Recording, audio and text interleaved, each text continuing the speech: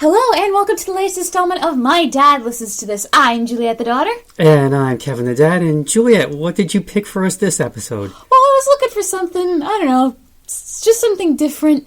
And then the name of the band caught my eye, and I looked at the front album cover, and I looked at the back album cover, and I thought, wow, these people are kind of badass. So today, we're talking about the MockingBirds. Now, Dad, take it away, because I know you have a rather unique introduction. Yes, okay, thank you, Jules. Okay. The MockingBirds were a British band that featured future members of 10cc, Graham Gouldman and Kevin Godley. They recorded 5 singles in 1965 to 66 without any success before dissolving it. Oh, wait a minute, sorry. Wrong band. Sorry. The MockingBirds are a 7-piece cover band in Houston, Texas with over 20 years' experience. Their covers range from the 70s to the hits of today. Wait. Oh, I'm going to get this right. Okay. The MockingBirds were an obscure post-punk band from Brighton, UK, active in the early 1980s. They were nearly an all-girl group except for the guitar player. Dad. Oh, okay, this time for real. Yeah. Okay, so have you noticed, more than a few bands have had the name the MockingBirds. Yep. But the one we'll be discussing was a local band from Rhode Island. Guitarist-songwriter Kenny Cardozo, bassist Mike Sullivan, and drummer Kevin Berard played in various rock bands with bad names through their high school days in Cumberland, Rhode Island. Wait, what were the bad names? I have to know. Oh, I wish I knew what they were, but... that's all they said? Scant information on the band. I had to do a lot of digging. Okay, that's fair.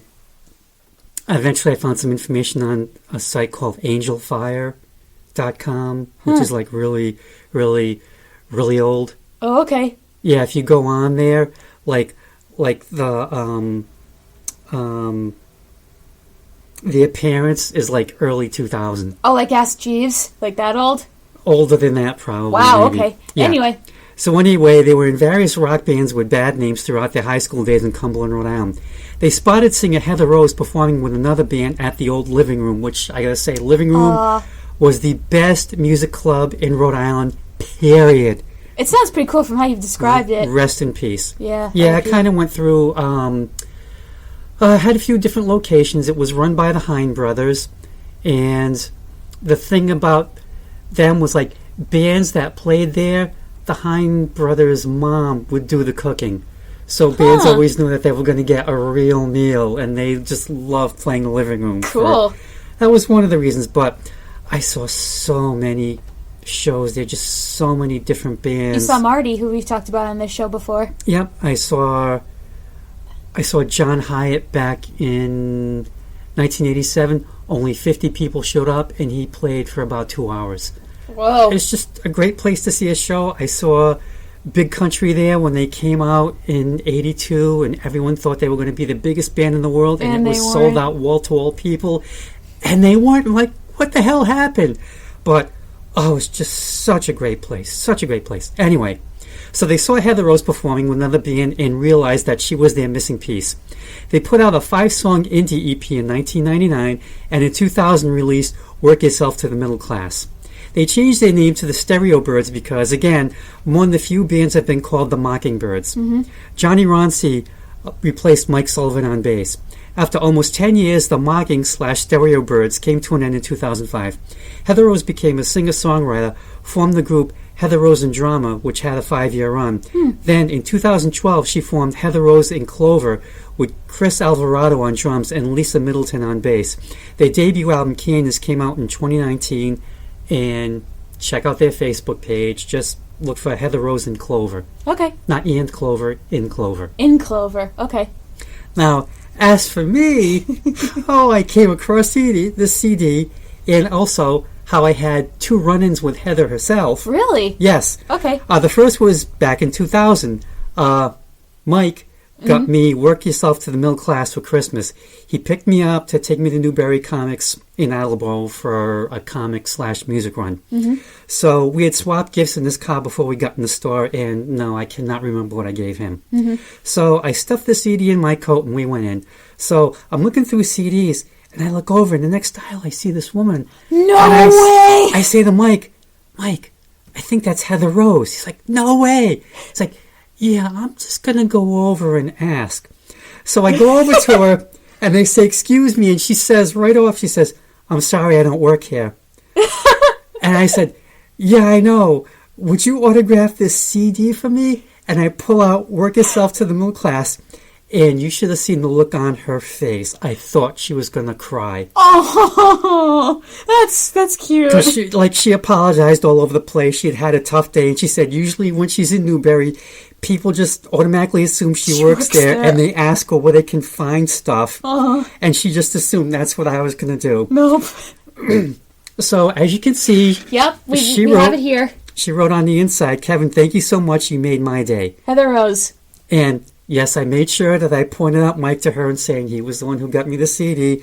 And yes, I do make it a point to have a pen with me at all times because... You never know. You never know. That's the Larry David mantra. Yep. The 3 things that you should have. Pen. Pen. Wallet.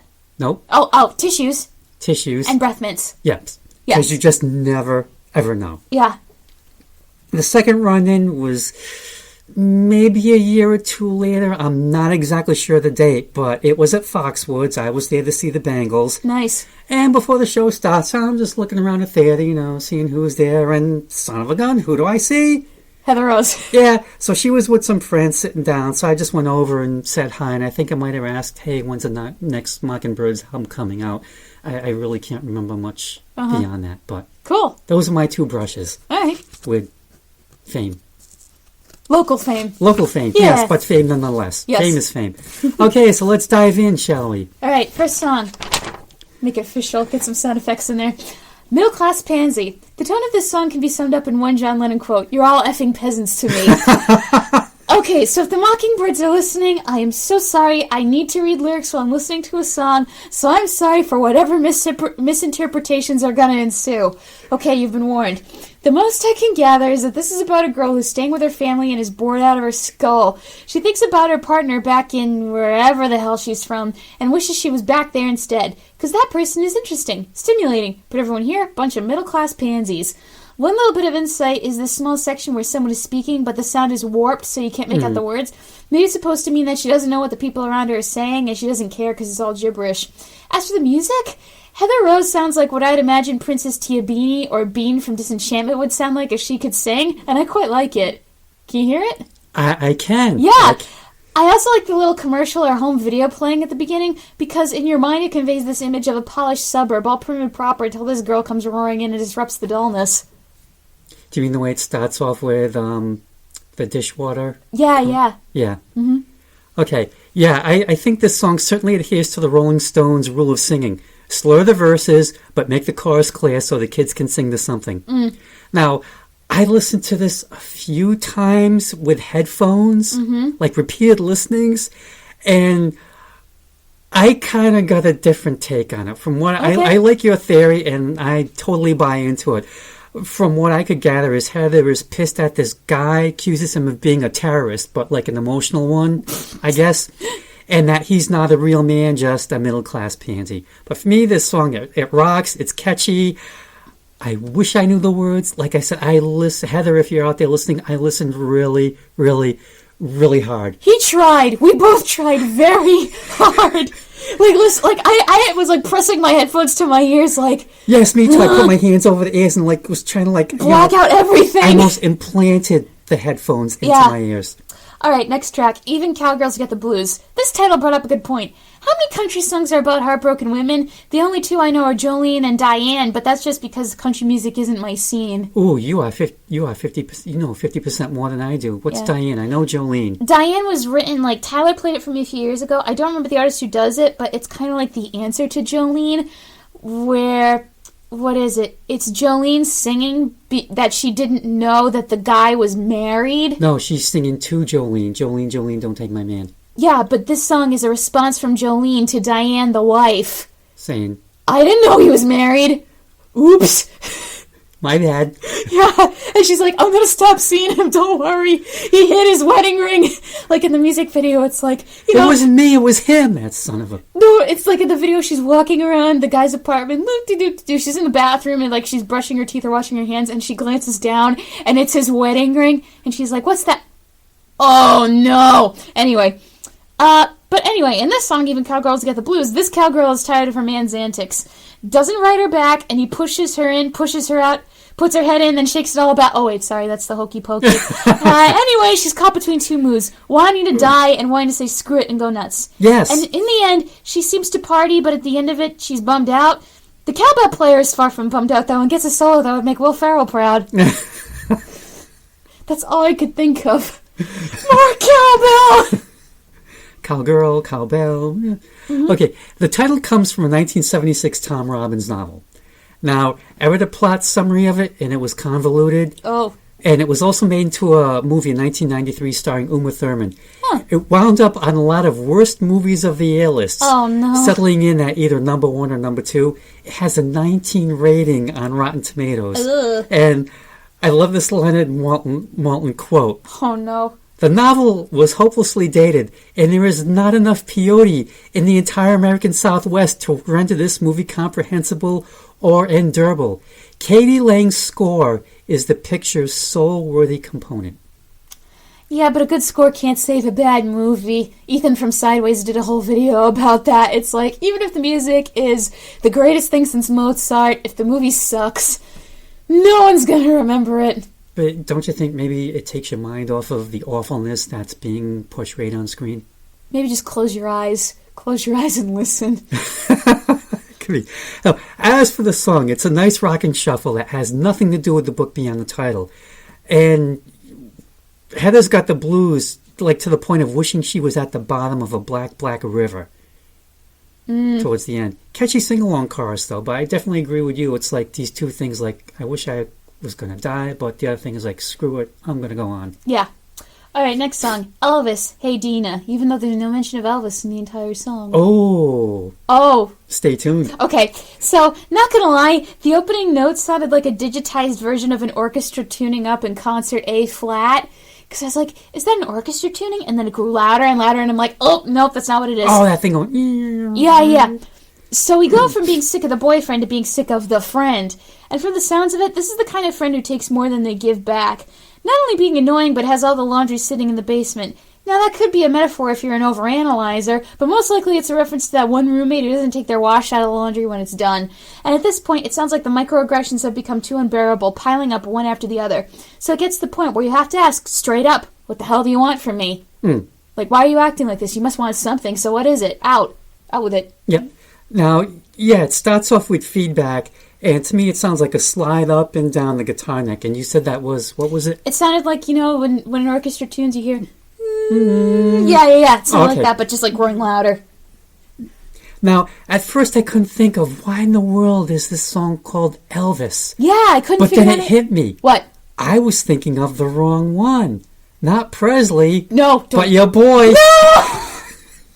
That motherfucker! No! He always finds a way to come back here. God damn it! Now, this is my theory. Why? Because I think it's called Elvis because Heather swipes 2 seconds from Costello's song Radio Radio at the start of the song.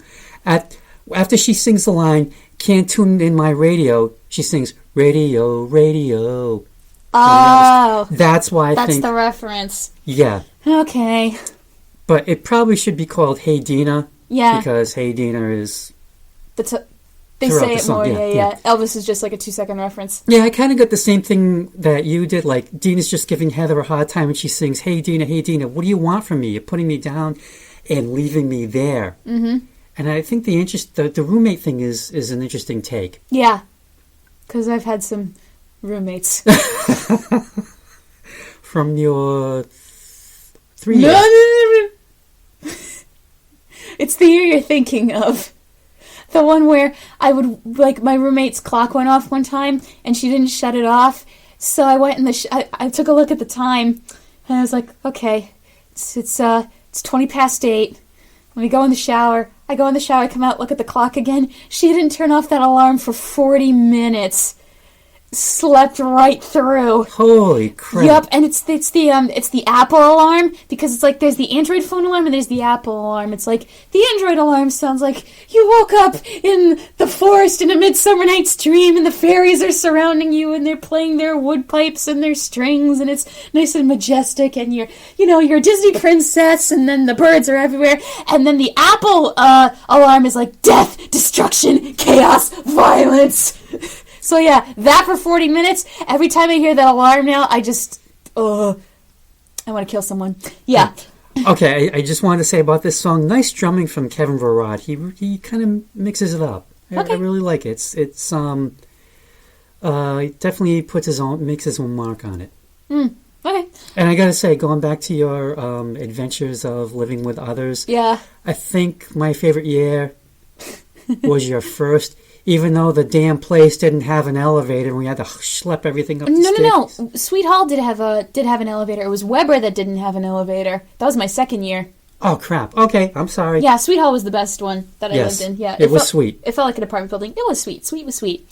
All right, next track, Clean. Okay, Dad, I need a lyric clarification here. Did she say it feels like the FBI is watching her fuck through the bathroom window where she keeps all her drugs? Oh, I missed that part, but I was just like, yeah, they're watching her through the bathroom window where she hides all her drugs. Okay, wow. Okay, this time we have a squeaky clean girl who falls for the bad boy and goes all in, to the point where even the bad boy goes, okay, this is too much for me. And she's like, I'm a clean girl, you should have known that once I got a taste of this, I'd be a goner. Like, there's no stopping her now. There are also two spoken bits in the song. First, we have a guy either speaking Spanish or Italian with the intent to seduce. Then we have the main singer speaking in a tone of voice that feels like we're interrupting either the foreplay or the aftermath. You know the part I mean, the one where she says she needs to be made clean again? Yeah, sure, we all know what that's code for, wink wink. Yeah. To quote from a YouTube video, you may play the innocent act with them, but you're not fooling the boyfriend, young lady. Yeah. Oy. I like how it starts off with this funky, straight out of the 70s wah-wah funk guitar. Yeah, that opening was funky. Yeah, and it carries through the whole song. Mm-hmm. The FBI is watching Heather from her bathroom window where she hides all her drugs. Her mom gave her all her clothes to the Salvation House, and she has to wear red dresses and ankle socks to bed. That's weird. But she insists I gotta make sure I get them all in. Very, very, very, very, very, very, very clean girl. How many varies was that? 7. It's supposed to be 7. Oh, okay. And that's how it's gonna be. No matter what, she insists she's very clean. She lied. And all I could think of was Paul's grandfather. He's very clean. Yes, he is. Yeah. And it's a nice jam. Yeah. I really like this song. Fun fact, the reason that they kept making that joke was because he was on the English version of Sanford and Son as the grandfather. So he was always dirty. So when they got him into the Beatles movie, they were like, oh, he's very clean, as a reference to how he was filthy in the TV show. Uh-huh. Yeah. Next song, Black Crow. This sounds like the ending of an especially toxic relationship. Girl leaves guy because she can't give him the help he needs due to being pushed away. And she realizes that she needs to leave so that he can try to help himself, if not seek help on his own. And of course, it's not a clean break because there are so many reminders of him she sees when she looks around. Hell, she can't look at the sky because it's too much like his eyes. This song feels like a way to cope. I could see someone singing this at an open mic night saying, my next song I wrote after my breakup, and I wrote it at 3 a.m. crying into a pint of Ben & Jerry's, so now you almost feel my misery. But luckily this song isn't that bad, so when you clap at the end, not all of the clapping is done to be polite. Yeah. Mm-hmm. Yep. And I like how the song fades in, and you think it's going to start, and it just winds down like that. And then starts over again in the first 20 seconds. Yeah, I kind of got the same thing where it's like, better take care of yourself because you won't let me take care of you. Mm-hmm. It's like she's doing all she can, and this person just is not. Yeah. Yeah, not. And is that... Thank you, Clay. Yeah, she's been left to water the plants, but the only water left is under her eyes. Oh. Yeah. It's kind of got, I hate to bring him up again, but like in Elvis Costello and What a Good Year for the Roses, I saw the lipstick on your cigarette. At least you thought you wanted that. It's like, ooh, there's not going to be lipstick on his face. Yeah, Dang. And then the thing that threw me, and please jump in if you've got some sort of opinion on this, okay, was the chorus about black cherry, blackberry, black crow, black crow. Mm-hmm. I have no idea. I know the first two you can eat. Yeah, and BlackBerry used to be a type of phone that everyone was nuts over before the iPhone came out. What? It was. It's true. Yeah. But I don't know if that was around in 2000. BlackBerry? Yeah. No, probably not. Probably they're not, probably no. just referring to... You have to remember, this is the olden days. What if it's supposed to be a reference to eating crow? Like, at first she was eating some things that were rather sweet, and now she has to eat crow. Yeah, but eating crow is like if you say something to someone and you're proven wrong. Maybe she it's said, like you "Oh, have this." to eat your words. Maybe she said, "Oh, this relationship is going to be great. It's going to be great," and then it wasn't. So now she has to eat crow. And it's black crow. It's charred. Yeah. It's like singed burnt. crow. Yeah. It's and you still got to eat it. Yeah. I wish I knew what it meant, but nice acoustic tune. Yeah. Okay, next track, Pusher Man. Pusher Man. I'm gonna be honest. I didn't pay attention to most of this song because there was one lyric that drove me nuts. At first, I was sort of getting into it because they referenced appearing on Letterman, and they started swearing, and I like swearing. Then they said the word Superfly, and something tugged at the back of my mind. I wasn't thinking of the song Superfly, or the movie, or the song reference that they make in JoJo's Bizarre Adventure, because I was Googling Superfly, and JoJo's Bizarre Adventure, the anime, came up. But it was someone saying, and we had a son, Superfly, and it drove me nuts, and I couldn't remember where it was from or who said it, and then I remembered, it's in that song Albuquerque by Weird Al. Yeah! Yeah! So in conclusion, I don't remember most of the song, but now I remember who Superfly was. Yay! It's a victory! Oh, good for you. Yeah. Oh, yeah. Yeah, Pusher Man, catchy rocker, and includes like a hand clap chorus, which you wouldn't think would be in the song called Pusher Man, but you're getting it. Yeah, Heather is the Pusher Man. That's what I am, she boldly states. And for me, the best part of this song is the way she sings, "You're a no good son of a bitch." She just adds this little swoop. It's like a little swoop to it. I'm like, I'm just so impressed. I'm just so really impressed. Speaking of swearing, we have to finish the history of swear words on Netflix at some point. Yes, we do. Is there only one episode left? I have no idea. Okay, we'll check later. Okay, next track. Valley Girl Part 2. First thought reading the title. Is this an ode to Valley Girl by Frank Zappa? Nope. Sort of? See, I was kind of assuming like Zappa's Valley Girl was Part 1. That's what I assumed too. So this would be the follow-up. That's what I meant to say. Is it? Well, I guess musical-wise, no, it's not. But I kind of get what she's doing. Like she would rather be a Val than be alone like Mrs. Jones. Oh, okay. Okay, so this song was surprisingly short, but hey, I guess if you said all you need to say, why bother going on? As soon as she said, "It's a beautiful day, but do I enjoy it?" No! I rolled my eyes like, oh, here we go again. And you know what she'd rather do? Be a Valley Girl. That's right! And from this song, you can tell that she means that, like, it's a bad thing.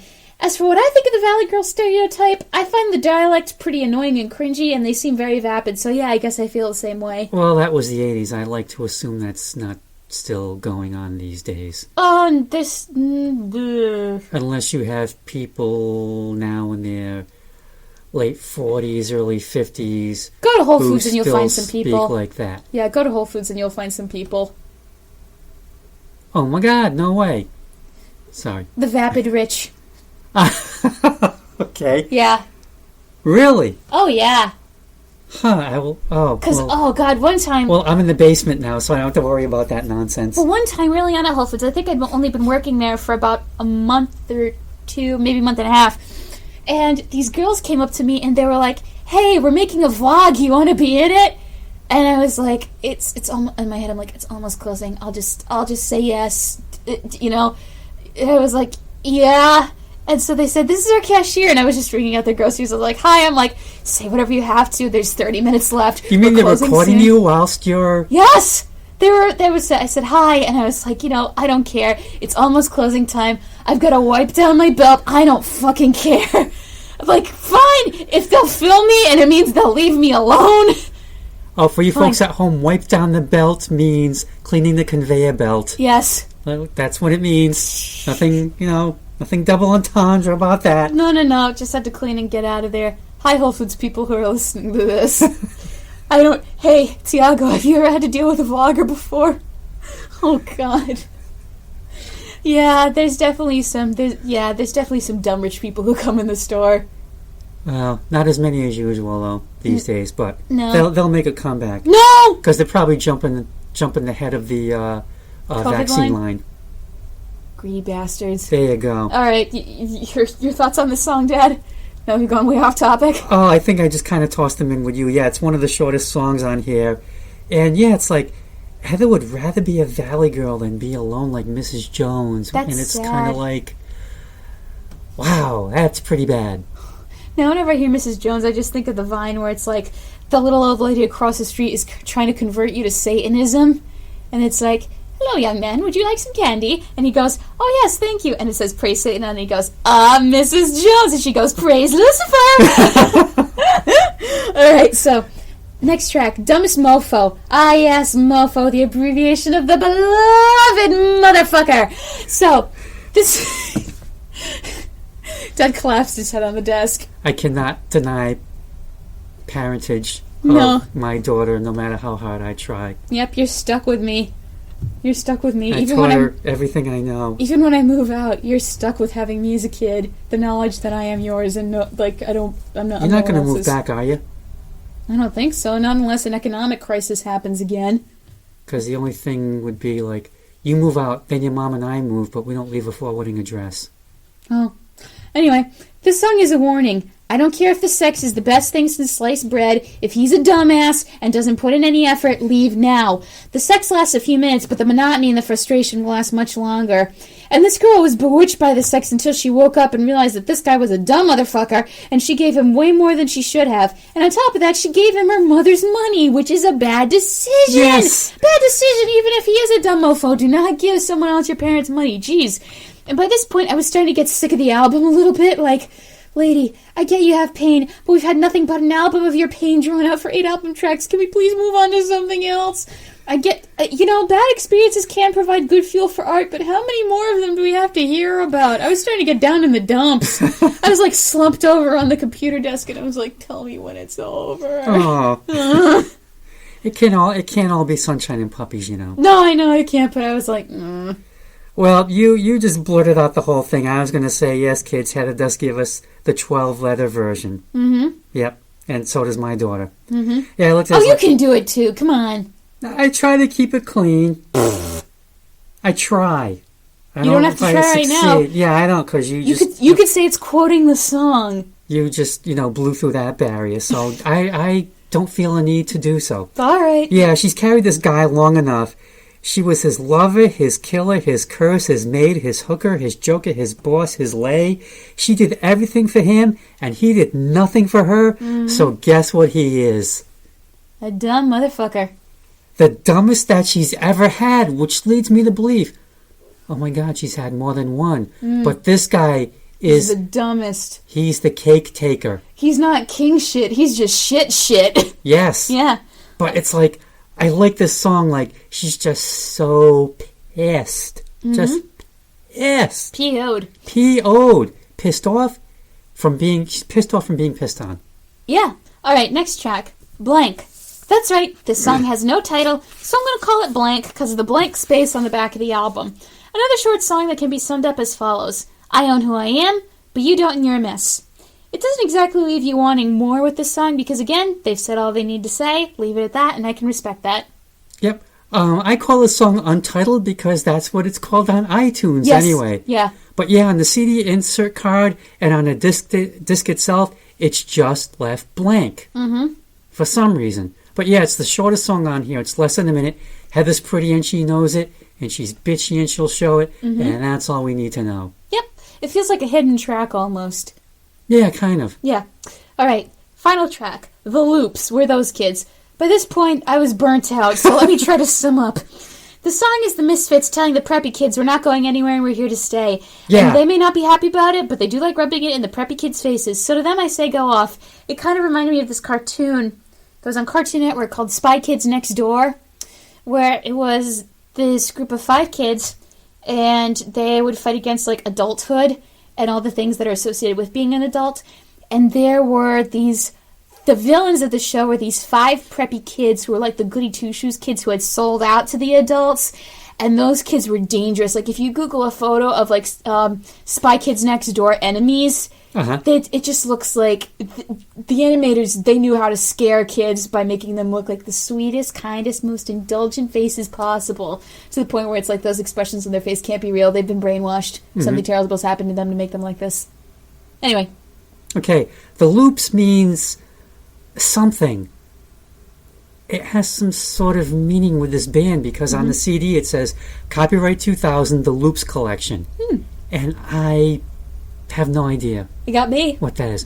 But yeah, Heather sings We're the Queers, We're the Freaks, We're the Meek, We're the Weak, We're the Jerks, We're the Loops, and on and on. And yeah, this is like that battle. She sings about like being stuck in someone's material world with George Harrison, I guess, because he did an album Living in the Material World. Or Madonna.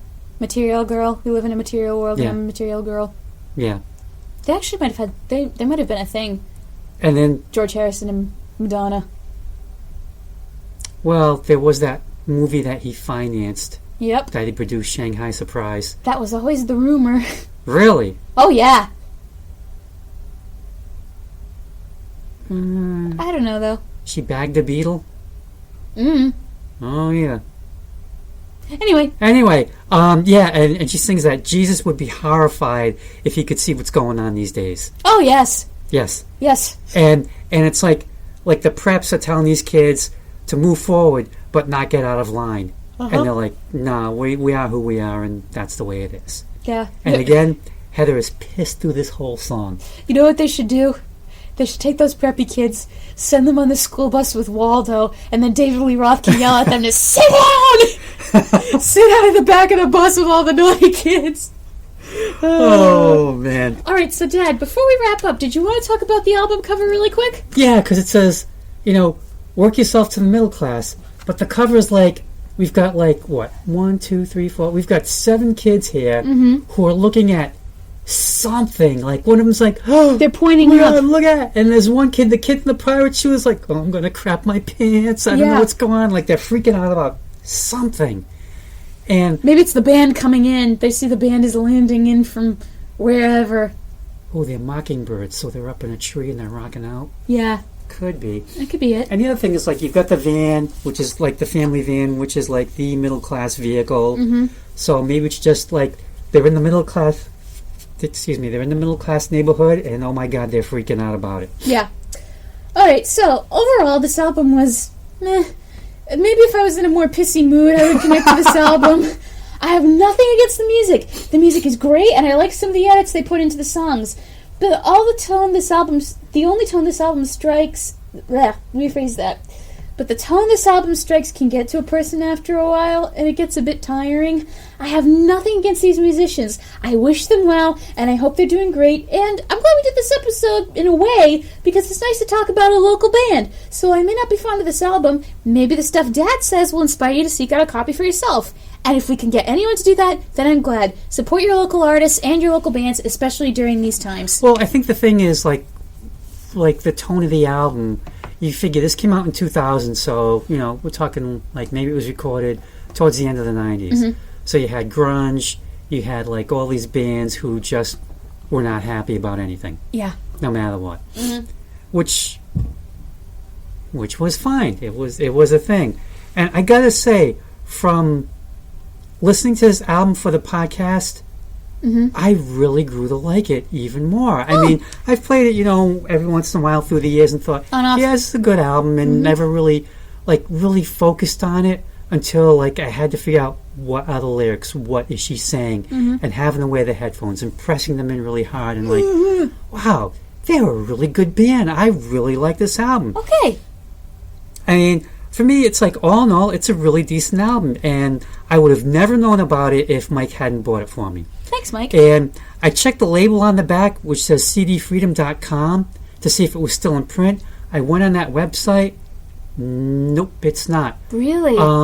There's probably maybe a dozen different artists on there. I don't know if it's like CDs that are recent. I didn't even bother to check to see how old they were. But I did do a search. I plugged in the title, and it was listed on eBay back in December. It was Work Yourself to the Middle Class by Artist Unknown. Oh. Huh. And then it was taken off in December for some reason. I don't know if someone ended up buying it or what, and they just had one copy, and that was that. So who knows? Peg, if you're out there and you're listening and you would like me to burn you a copy, let me know. All right. as always, thank you for listening to another episode of My Dad Listens to This. Like and subscribe and comment and all that jazz. Follow me on my social media if you want the episodes. And if you're friends with my dad, shoot him an email and he'll deliver the episodes right to you. And you'll feel pretty special. Oh, I saw what you did there. You worked in the little Bob Fosse there with all that jazz. Yes, I did. Aren't you a clever Broadway fan? Theater major, baby. All right, so thank you for listening, and we'll be back next time with another album to nitpick and gripe about. Dad, do you have anything to say to the viewers? Thank you for listening. Goodbye. Oh, and if you're in New England, watch out for the snow tomorrow and stay safe.